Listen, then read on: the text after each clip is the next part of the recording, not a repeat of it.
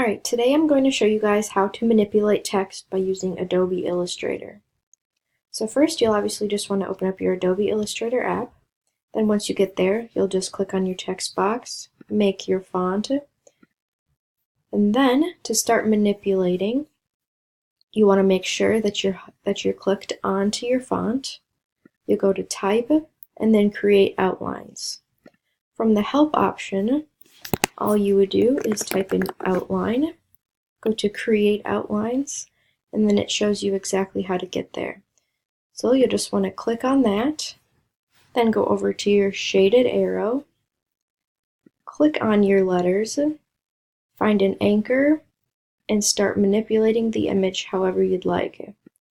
So this is greatly used for graphic design students or graphic design professionals. Helps them make logos any way you want them to be.